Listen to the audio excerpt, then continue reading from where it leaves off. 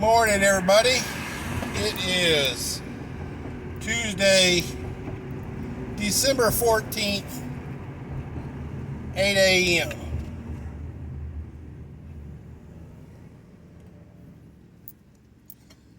Let's talk a little bit about some history, guys. What I want to talk about is tribalism and our polarization, and for some reason, our need for separation. America has been a grand experiment, the great melting pot.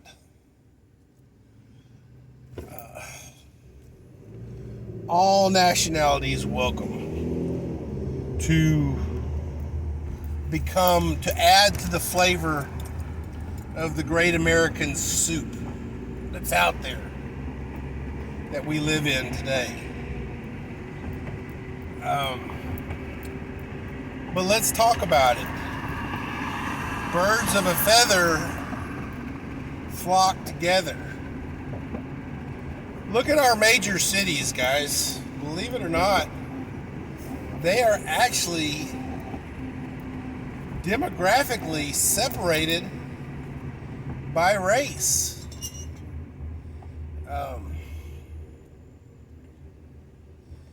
You have, let's say for Houston, we have Little Chinatown, we have Little Vietnam. The street signs aren't even in English, guys.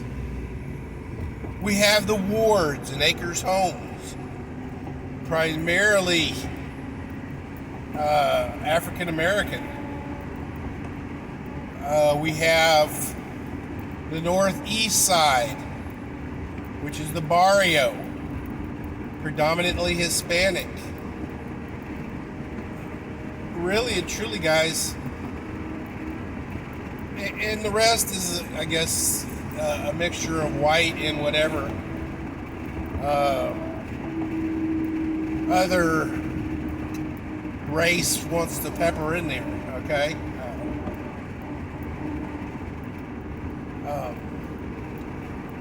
So what is the deal? Why do people want to move into areas predominantly of their race? Basically, it's a comfort thing. It's a nationality thing. They have the same customs, especially like Little China and Little Vietnam. They have the same customs. Their grocery stores are tailored to their shopping needs, stuff like that. Same with the barrio up there. There's tons of Michoacanas and meat markets and stuff like that tailor to the purchasing needs of Hispanics.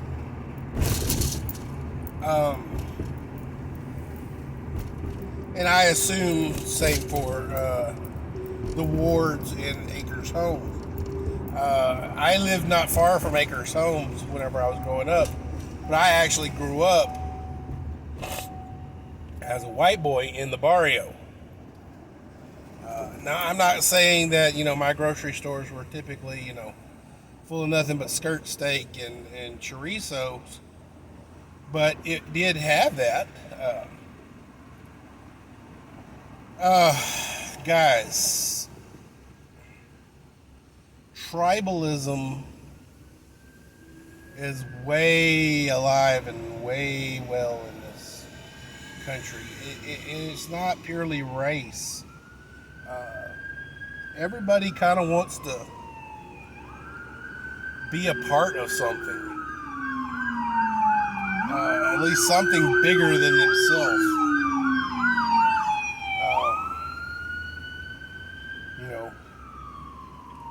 Sports teams,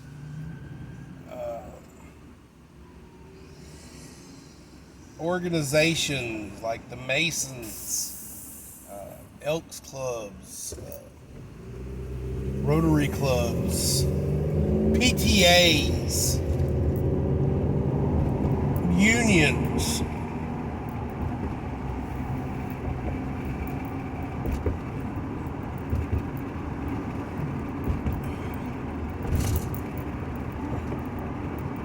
BLM, Antifa, militias, Proud Boys.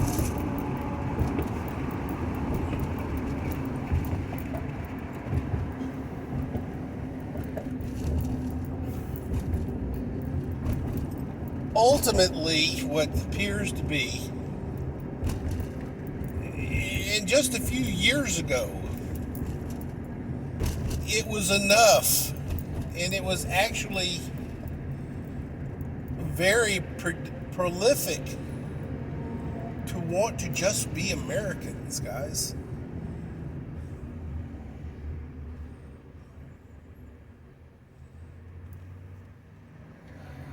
When we had the space race, and you were proud to be, you weren't hyphenated. You were Americans. We were Americans. 9/12/01. We were Americans. Pearl Harbor. We were Americans.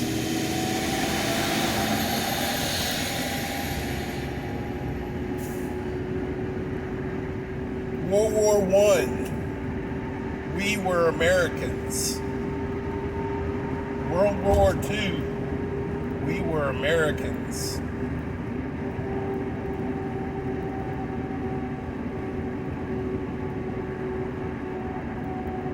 What changed, or what changes? Is it the fact that as a nation we have ADD and we become complacent with just being Americans? We need something more in my face, in your face. Something that touches me personally. Color of my skin, my gender. And I do use the word gender in the biologic term.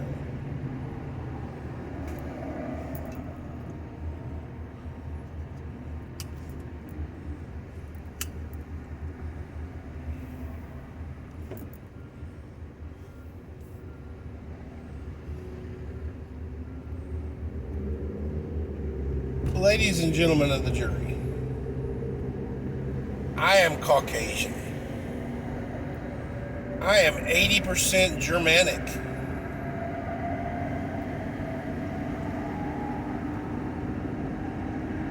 I am 5% Native American.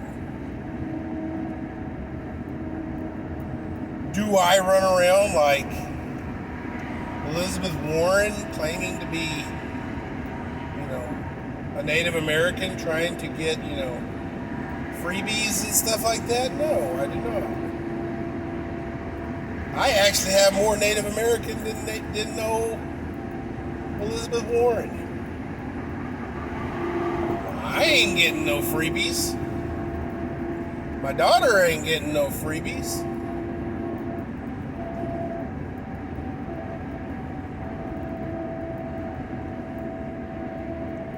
Ladies and gentlemen,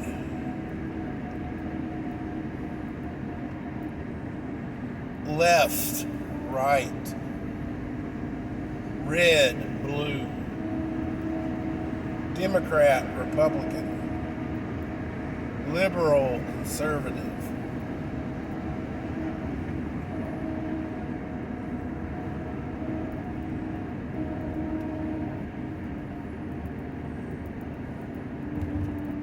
Rainbow colors, black, white, brown, yellow, Olive.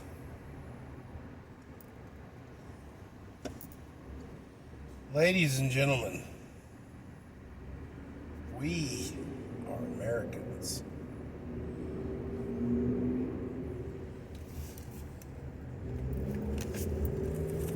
And although America does not appear to be as American as it used to be, the American government is not the America that it used to be.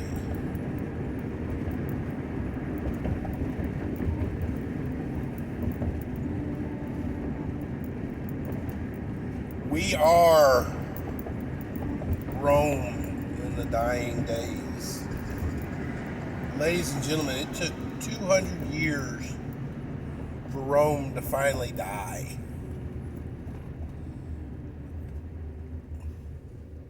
It took as long for Rome to die as it did for us to be the length of time that America has been America.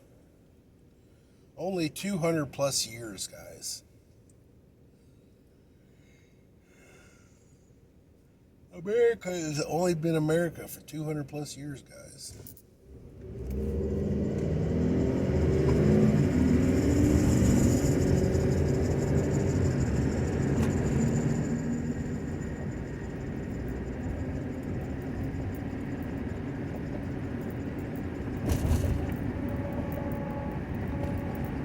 When you're on a pedestal and things are going well for you,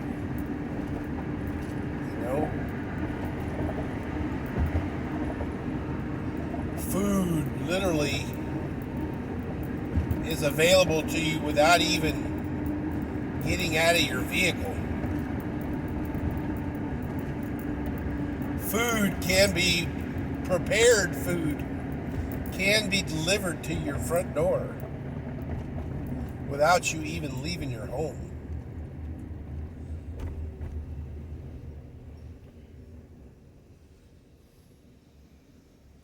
Shopping is as easy as tapping on a small box in your hand. Communication is as easy as tapping on a small box in your hand.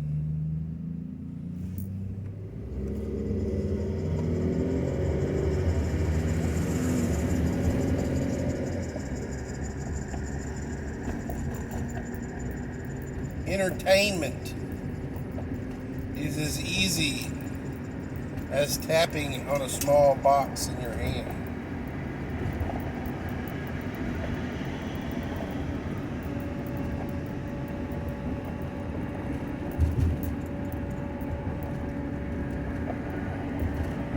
Ladies and gentlemen of the jury, what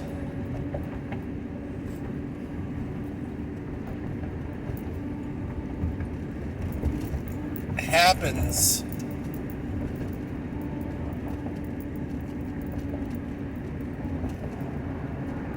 when you spoil a child? A child does not want for much, does not appreciate what it has. Back when I was growing up, there was a movie with Tom Hanks in it called The Toy. You had a very, very wealthy man with a young boy, roughly about 10 to between 10 and 13 years old. Had everything his heart desired as far as possessions. His father doted upon him everything he desired. And yet, he was complacent. He was not happy. Finally, he, if I remember the synopsis of the movie, Tom Hanks was in a pile of toys, I think it was, had fallen off a ladder, and the boy said he wanted Tom Hanks as a toy. Now, if I'm not wrong, I think the boy actually had a nanny or something like that, but what he needed was his father, ultimately, to be a part of his life. Tom Hanks ended up being a stand-in, and there at the end, the father and the son reconciled, and the son was finally happy. Right now, guys, America has doted upon its citizens for so long. We are now complacent. Each generation wanted to do better for its kids, make life easier for its kids, to the point where the kids no longer have to work for anything. They don't have to work, and I emphasize have to work for toys, for games, for anything. Literally, you've got helicopter parents out there and lawnmower parents out there that if their little angel struggles in school, they simply tailor make some kind of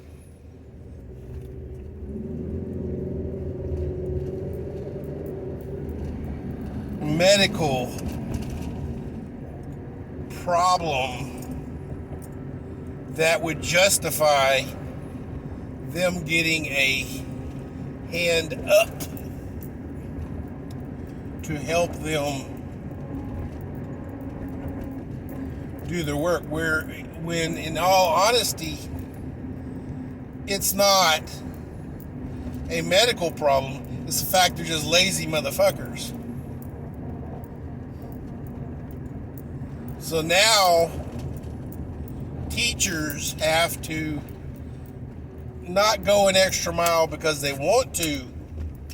It's they now have to go an extra mile for a kid that is not worth it.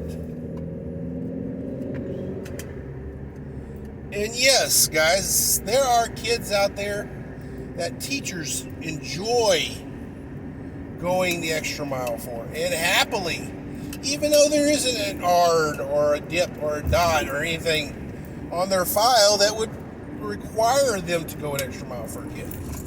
No, but this kid tries so hard and enjoys what it's doing to the point where the teacher is happy to help.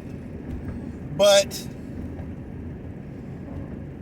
then you've got, on the flip side of that, you've got kids who, no, it is not that they have ADD, PTSD, STD, DVD, PCP, CD, or whatever.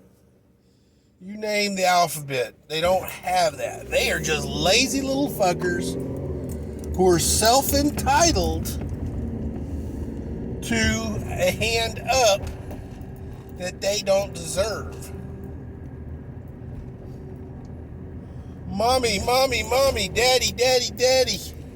Teacher ain't giving me an extra week on something that I've already had 3 weeks to do.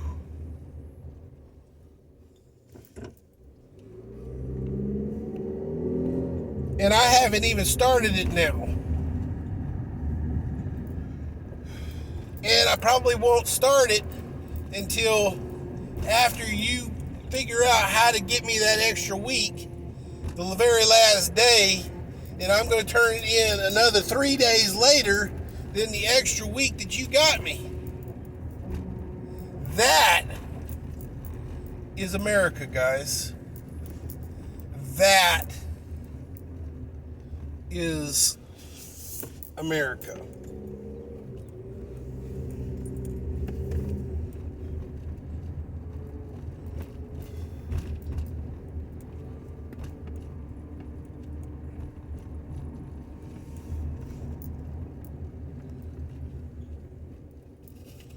Government, government, government.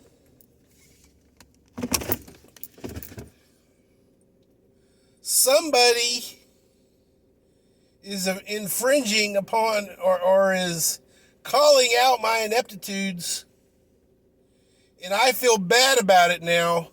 So I need you to either arrest them or make a law that makes whatever they're doing, they're walking upon my, calling out my ineptitudes, and make it illegal.